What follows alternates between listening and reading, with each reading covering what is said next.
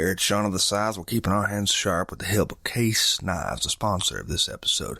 A tradition in my family for generations, Case Knives are. My granddad used to say the best cure for idle hands was to build something. In today's day and age, everything's done with a click, a swipe, or a tap. So put away the screens, pull your hands out of your pockets, and put them to work with the help of a Case Knife. You are listening to Sean of the South, and I'm your host this evening, Sean Dietrich. And man, we got a great show lined up for you here this evening. This wonderful group of children you're about to hear on the stage behind me is the Savannah Children's Choir. Everybody, the Savannah Children's Choir.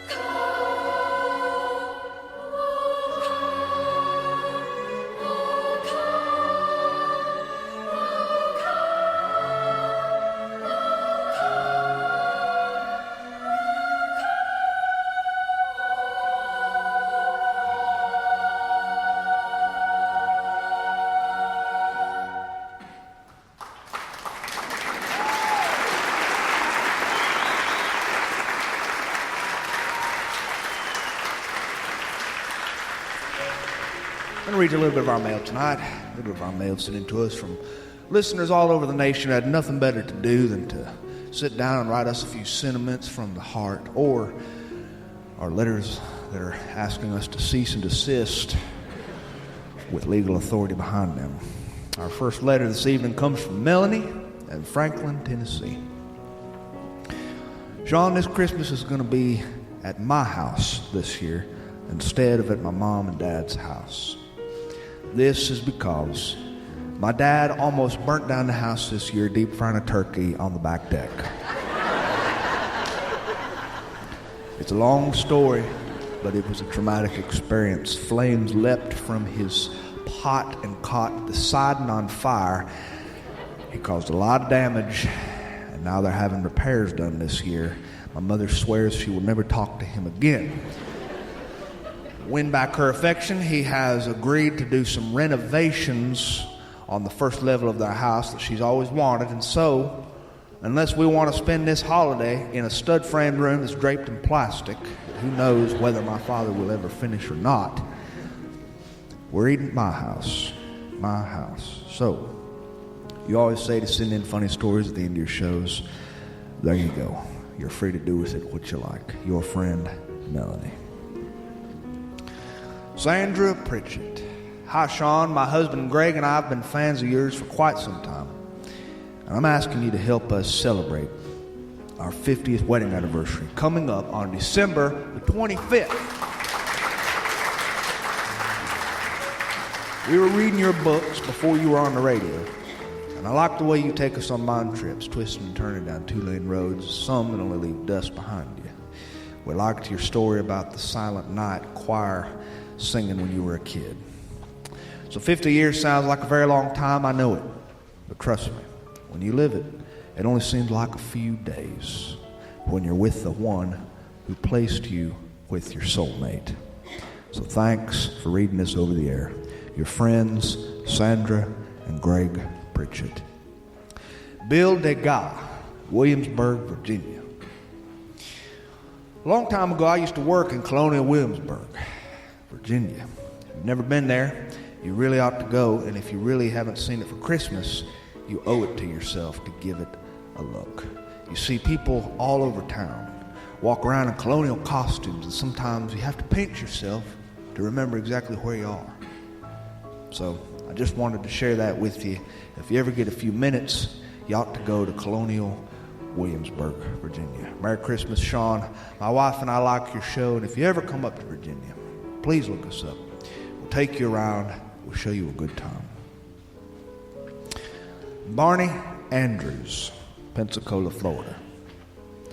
Dear Sean, your podcast is enjoyable, but immensely more enjoyable when I have my dog to listen with me. Julius, my dog, died last Sunday, and I'm a wreck. Our time on the porch was the highlight of my hectic week, and now I don't have that to look forward to. My wife is struggling too. There's a gaping hole in our hearts, and I know you understand this. There's not many others I can share this with. Please know that I'm thankful that you're a part of me and my boys' Sunday ritual, even though it's over. Dear Barney Andrews, I lost my dog this year, as a whole lot of you know, and my truck just has never felt the same without that 80-pound passenger in the passenger seat next to me. May this Christmas be filled with memories of good dogs. Ellen Woodford, Philadelphia, Pennsylvania. Sean, I found your podcast while searching for Southern living cookbooks for my mother, who lives in South Carolina. She collects these cookbooks and has for years, but she's missing a few years of cookbooks. I typed in Southern Living on Google, and to make a long story short, I found you. I listened to your podcasts on the way to South Carolina with my kids in the car, and my kids came up with a question they wanted me to ask you. And I quote, "Mom, do you think Sean's a nice guy in real life?" And I had to laugh. I told him, I'll bet he is. I'll bet he is. So, Sean, thanks for the shows. They've kept us good company, and we needed it this year. Dear Ellen, you can tell your kids that not only am I a nice guy in real life, I'm also a nice guy in fake life. And Merry Christmas to you and yours and your mother in South Carolina. Good luck finding them cookbooks. Chadley Henry, Atlanta, Georgia. I tried to start a business, and I really tried to get it going this year, but nothing worked out for me. I think I'm going to have to close the doors, and I'll end up going back to construction work, which is what I've done all my life. It's what I know. I guess sometimes you have to let bygones be bygones. But I can honestly say that I've given my dream a real try, and I am glad that my kids got to see me do that. I'm glad they got to see me do something I was passionate about and follow my heart, even though the odds were against me. But I'll get through it. There are people out there a lot worse off than we are, and I've got to learn how to be thankful for what I got. It's going to be a beautiful Christmas this year because I have my family around me. And Sean, that's all that matters.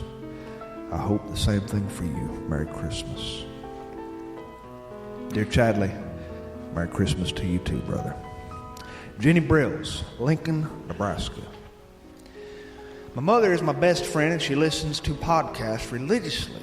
And I was scrolling through her phone one night, and I found your articles on her phone. And then it led me to your podcast on Google. My mother had never heard of your podcast, though, before, and so she got excited. So we listened to one together, and when I heard you reading birthday announcements, I knew I was going to need you to read one for my mom. Her name is Elaine, and she is everything to me. She'll be 64 on December the 17th. If you could please tell her I love her, I'd be so much in your debt. I hope you have a Merry Christmas. Dear Elaine, happy birthday from everybody here tonight. Derek Maynard, Wichita, Kansas. Sean, I was an English major, and I always wanted to write. Always wanted to write. But after school, I had to pay the bills. So I took all sorts of jobs, and one thing led to another, and I got married, and I had kids, and just like it so often happens, life takes over. The next thing you know, I'm just a guy who does air conditioning maintenance. But this year, my mother sent me a well-written poem in the mail. She's always loved poetry. It was written on a nice Christmas card with glitter on it. And even though she lives 4 miles down the street, she decided to put it in an envelope and send it via the U.S. mail. I read it out loud, and something about it made me want to take up writing again. I can't explain it. So I started writing my own life story. And I wrote until 4 in the morning one night, and it felt so good I had to call in sick for work because I was so tired there was no way I could go to work. I'm going to be applying for some writing jobs this year, even if they're small ones at small newspapers, just so I can get my feet wet writing the English language again. I just wanted you to know about it because I feel like we're kindred spirits. So here's a poem I wrote for you, Sean. The silence of the midwinter's bleak but awesome white is immense, but it is light. Though it causes the summer's joy and spring's new wheat to be lost in memories of days that pass us by, it is love on snow like syrup running down the mountainside.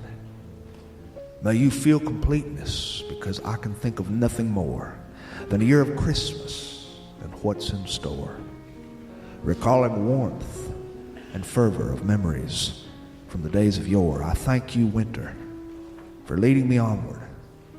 Until I reach the sky, onward we will go. Onward you will go. And onward, so shall I. And that's letters from our listeners. We're going to have another tune here from this wonderful choir, the Savannah Children's Choir, everybody, the Savannah Children's Choir.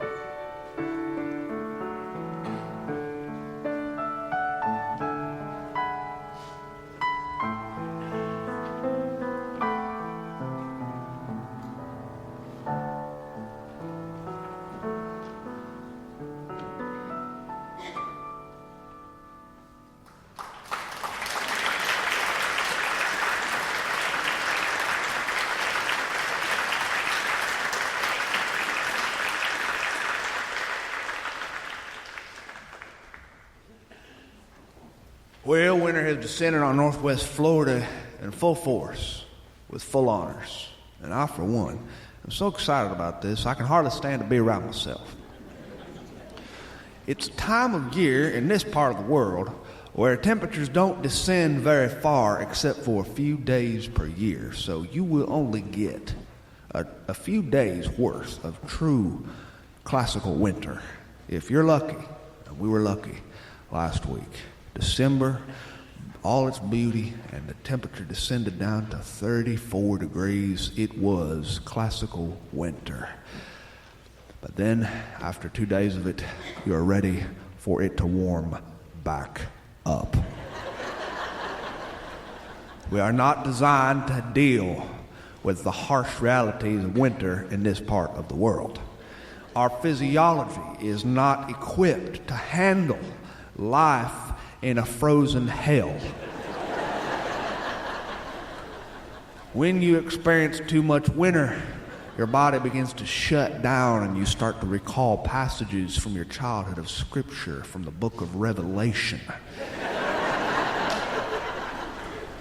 Because you realize this is probably what the judgment is like. The absence of all that is good. The sun is withdrawn from the presence of mankind, and the balmy breezes dry up into nothing but icy gusts that freeze your kidneys and make it hard to go to the bathroom. Yes. And in my house, what's even worse is you got to put on your coat to go to the bathroom. But I will be fair about this.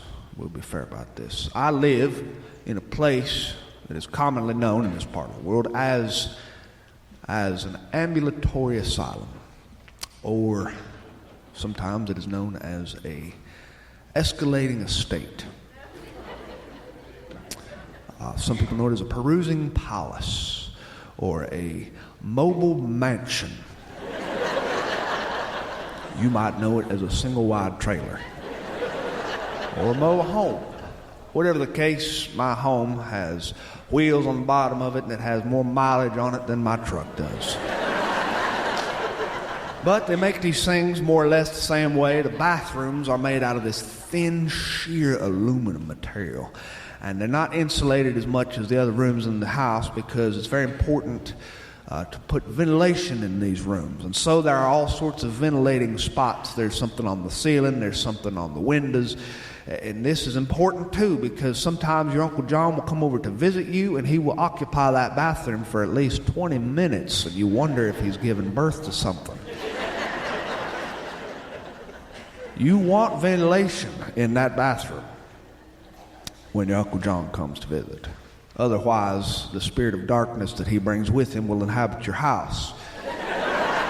But in the wintertime, this ventilation lets out more hot air than it keeps in. And so this room is like a little freezer. And when it's time to go to the bathroom, when you feel your body telling you it's time to go, your first instinct is to pray it away. Because you don't want to go subject yourself to this torture. But eventually your biology wins out and the need is too great to ignore. And so you put on your parka, your one and only parka, that you hang in the closet because there's not much of a need for it down here except maybe once per 10 years. And you walk into this little bathroom that's about the size of a hot water heater closet. And you shut the door behind you and you realize that your shoulders are touching the walls at the same time. And you can see your breath, and you know that something has to be done, so you try to take care of business as fast as you can, but you can't shake the feeling that you are a can of refrigerated Spam.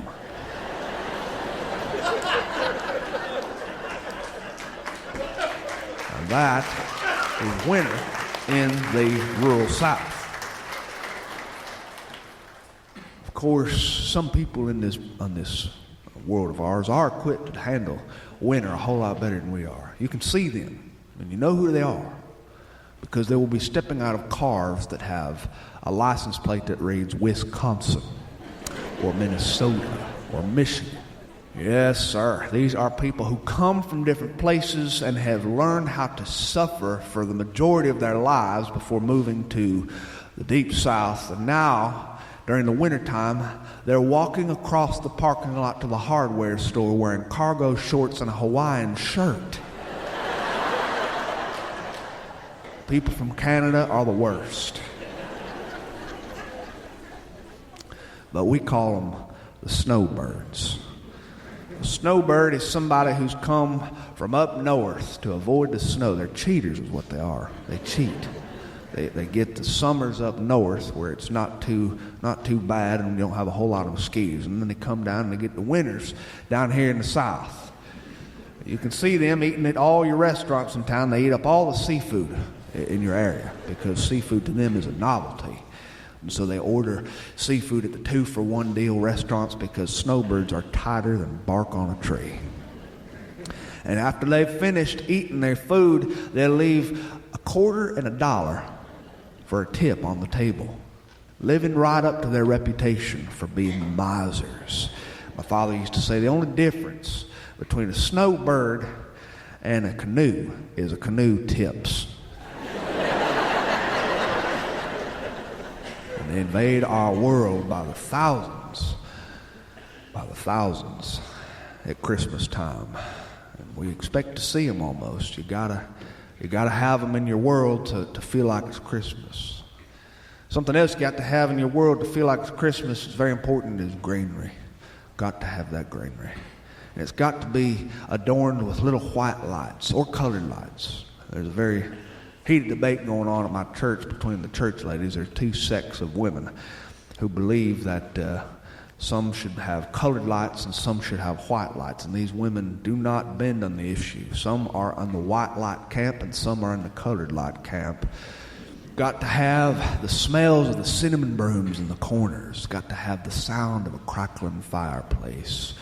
Got to have the candles that smell like balsam firs or cinnamon cookies. Got to have gingerbread cookies. I need these things for winter to feel like winter. I need them a whole lot more than I need that 32-degree weather. My refrigerator doesn't even get down to 32 degrees. I also need the music of Christmas. There's nothing that makes Christmas feel like Christmas like music.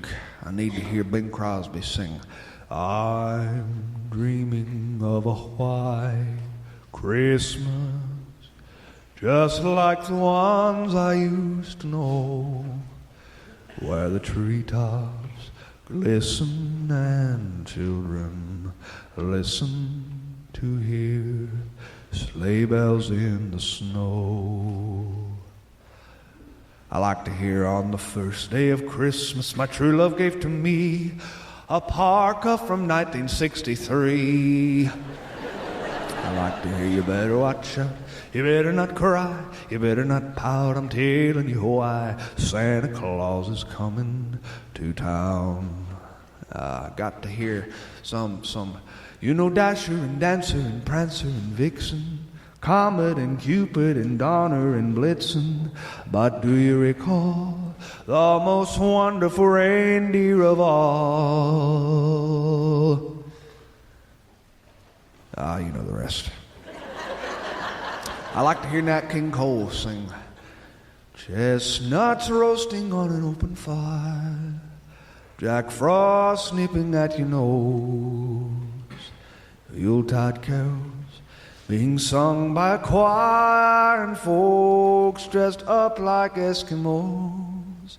Everybody knows a turkey and some mistletoe help to make the season bright.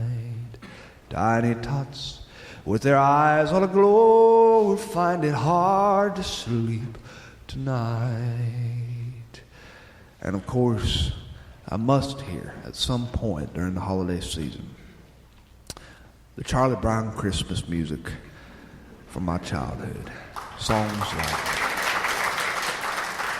Christmas time is here, happiness and cheer, Fun for all that children call their favorite time of year. Sleigh bells in the air, music everywhere. Yuletide by the fireside, and joyful memories there. Oh, I love the Charlie Brown Christmas episode. 1965 was when it first aired on CBS, and Charlie Brown Christmas music has the power to change the world. I truly believe that. When you hear it, you just naturally stop what you're doing. I was fortunate enough to hear children's choir sing the Charlie Brown Christmas Music Collection from the Peanuts Christmas Special last week at the mall. Oh, it was wonderful. I got there early. I sat in a folding chair right there in the center of the mall underneath the big atrium. And the children's choir started filtering in. Their parents were with them. And all the kids were dressed up in their Christmas Peanuts regalia. One was dressed like Peppermint Patty. Somebody was dressed like Schroeder, and they were carrying a toy piano. There was one kid dressed like Pigpen. He was filthy, and I don't mean in the moral sense. And they all gathered on this little platform, about 34 kids, and they sang through the Peanuts Christmas music that I know and love, the Peanuts Christmas music. And I was taken back into my little tiny bedroom when I was a boy, and my father gave me one year before Christmas a Peanuts Christmas music album. It was a jazz album because the soundtrack is nothing but music from a jazz trio. Vince Guaraldi was the pianist, and there was an upright bassist and a drummer playing brushed rhythms on the drums. There were songs like Skating, there were songs like Linus and Lucy, and there were songs like Hark the Herald Angels Sing, and it was sung by children's choirs, not beautiful children's choirs from big cities with perfect voices. These were children with imperfect voices like our voices, and it was played on a detuned piano, just an upright piano that you keep in the corner of your church. And they were played on pianos like our pianos. It sounded like music from my world, real music, not perfectly organized and mastered, edited music. I loved it. The children's choir would sing, they'd hum very softly in the background.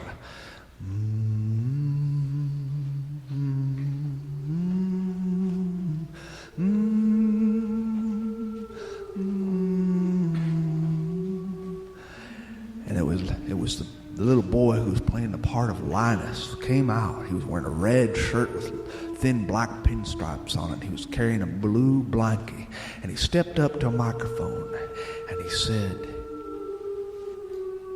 "And in that region were shepherds out in the field, keeping watch over their flocks by night. And an angel of the Lord appeared unto them, and the glory of the Lord shone around them, and they were sore afraid. And the angel said unto them, Be not afraid, for behold, I bring you good news and tidings of great joy, which shall come to all people. For to you is born this day in the city of David a Savior, who is Christ the Lord. And this shall be a sign for you. You will find a babe in swaddling clothes and lying in a manger." And suddenly there was with the angel a multitude of the heavenly hosts, praising God and saying, "Glory to God in the highest, and on earth peace among men with whom he is pleased." And when the angels went away from them into heaven, the shepherds said to one another, "Let us go to Bethlehem and see this thing that has happened, which the Lord has made known to us." And they went with haste, and they found Mary and Joseph and the babe lying in a manger.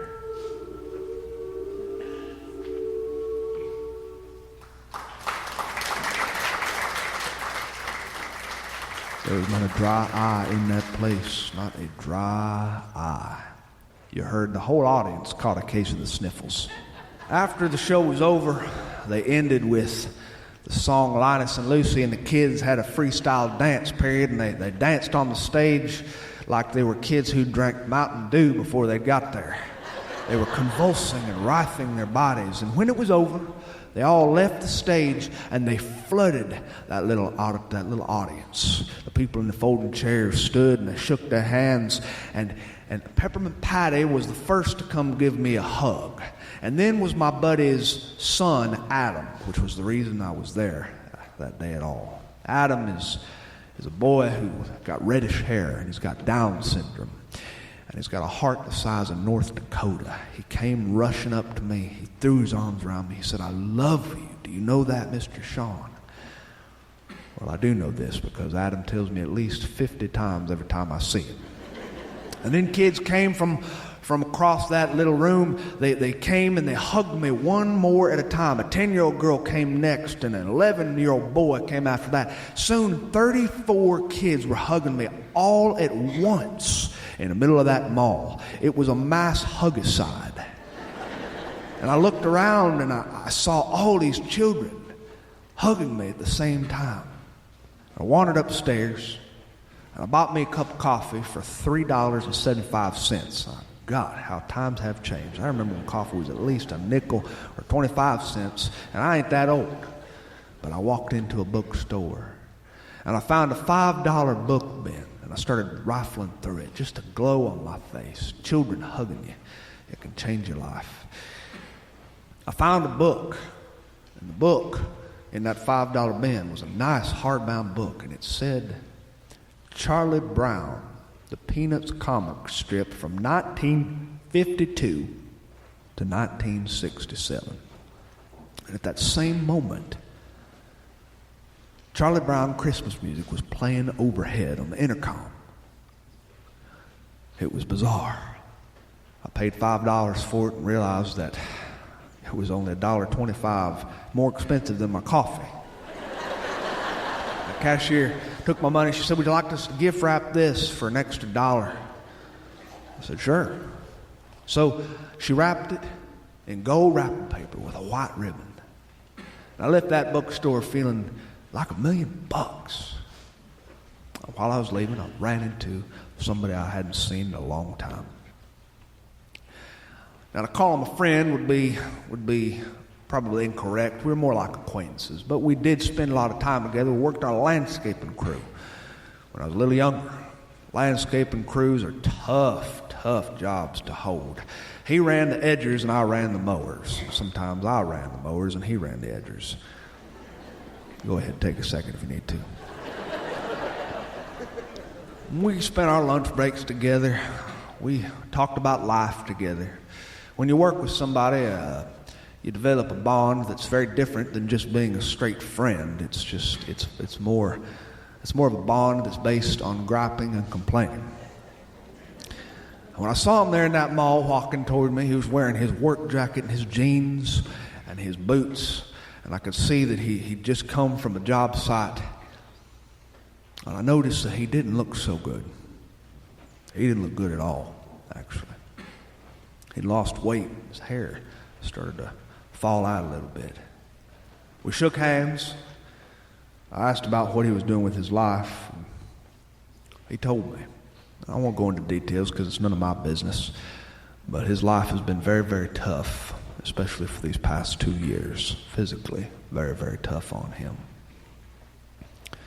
He said, I'm a wreck. I won't lie. He says, I've been lying for too long. I've been seeing a therapist about it, he said, because I'm not well. Well, he didn't cry about it, because landscapers don't cry. And I felt this thing underneath my arm, this square package that had just been gift wrapped. And I took it in my hand and I handed it to him. I said, I think you're going to like this. He said, huh? He said, what is it? I said, just listen to me. Whenever you sit down to read it, don't read them all at once. Just take them one at a time. You want to savor these things. it was about that time I looked over the balcony railing of that mall, and I saw all them kids that had just sung in the choir. I saw my buddy's son Adam, and they were all making their way out to the parking lot. And I had me an idea. I looked at my friend, I said, "Do you have a few minutes?" He said, "What?" I said, "It'll be very, very quick, I promise. Just give me a few minutes." He glanced at his watch. He said, "I don't know." He said, I really got to be going, really. Thanks, though." I said, "Listen here. If you don't come with me, I'm going to push you down the escalator." And that was all the convincing he needed, I guess. And so I took him down the stairs. We rushed through the mall, and we caught up behind them kids, and we got out to the parking lot, and there they all stood, and I introduced him to every child. Every child shook his hand. And I asked the children, well, truthfully, I bribed them with candy. I bribed them into singing Peanuts Christmas music for us, just a few songs. The parents all obliged. The children all fell into formation out there in the parking lot. They were just precious. Peppermint Patty stood next to Pigpen, stood next to Schroeder, stood next to Linus, stood next to Charlie Brown, the little boy who was wearing the yellow shirt with the brown zigzag stripe on it. And they sang, "Hark the Herald." They sang "Christmas time is here, happiness and cheer, fun for all that children call their favorite time of year." And I looked at my friend. His eyes were pink. And when the children finished singing, I looked at them and I gave them the order. I said, "Hug this man." The children broke formation and they swarmed him like a virus. They threw their arms around him, one after another, until he was in the center of this large clot. They hugged him, and then they left in their cars with their parents.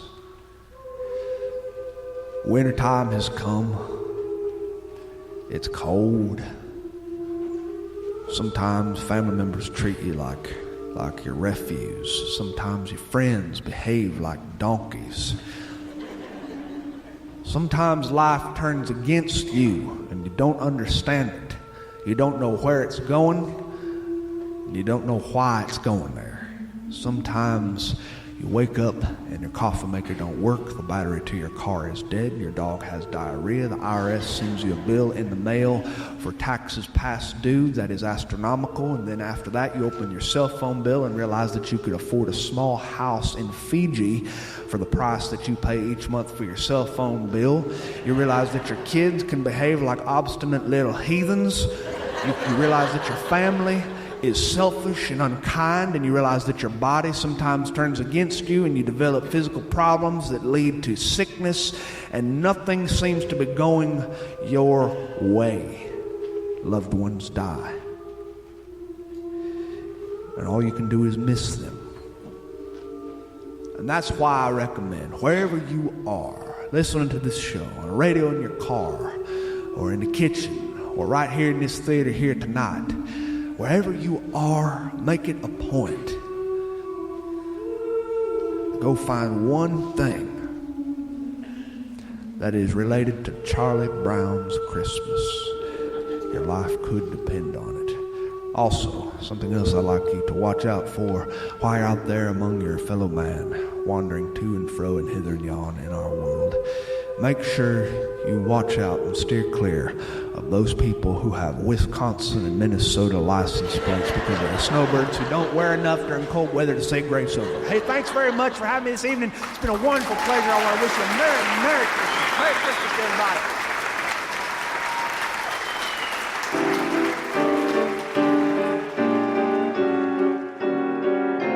Hey, thanks for listening to Sean of the South. I've been your host today, Sean Dietrich, and man, it's been a bona fide pleasure if I do say so myself. This episode was brought to you by Case Knives, a tradition in my family dating back to my granddaddy, who once said the best way to cure idle hands is to build something. So keep your hands sharp this holiday season with a Case knife. That music you heard behind me today was the Savannah Children's Choir, a non-profit community-supported organization whose mission is to unite mentor, and transform Savannah's children into responsible, confident leaders through choral performance. Find anything more about what they do, visit savannahchoir.org. And while you're there, I hope you take the time to pick up a copy of their new holiday music CD.